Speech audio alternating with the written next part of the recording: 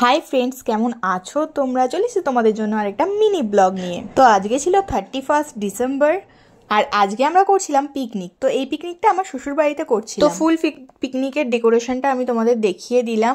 আর এখানে দেখো আমার এটা ভাসুর হয়, তো কাজ করছিল পিকনিকের।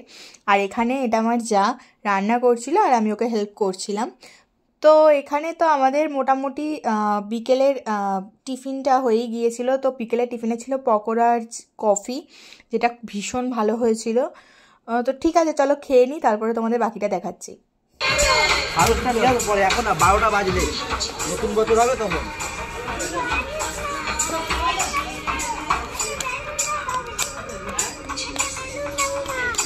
তো পিকনিকের সন্ধে হতে না হতেই আমাদের সবার এখানে নাচ শুরু হয়ে গেছিলো। তো দেখো এটা আমার কাকা শ্বশুর হয়, তো নাচছিল। আর তারপরে দেখো একে একে সবাই যোগ দিয়েছিল, আমার শ্বশুর, আমার দেওর, আমার যা, আরও সবাই আমার ফ্যামিলির মেম্বাররা। তো সবাই এখানে নাচ গান করছিল। তো চলো তোমাদের সাথে এবার রাতের মেনুটা শেয়ার করে দিই। তো রাতে আমাদের ছিল এখানে ফুলকপির রোস্ট, তারপরে ছিল চিকেন কষা, আর তার সাথে ছিল, যেহেতু আমাদের বাড়িতে একজন নিরামিষ খান, তো তার জন্য পনির। তো রান্নাবান্না তাড়াতাড়ি মেটানোর পরে সবাই এখানে আবার নাচতে শুরু করে দিয়েছিল।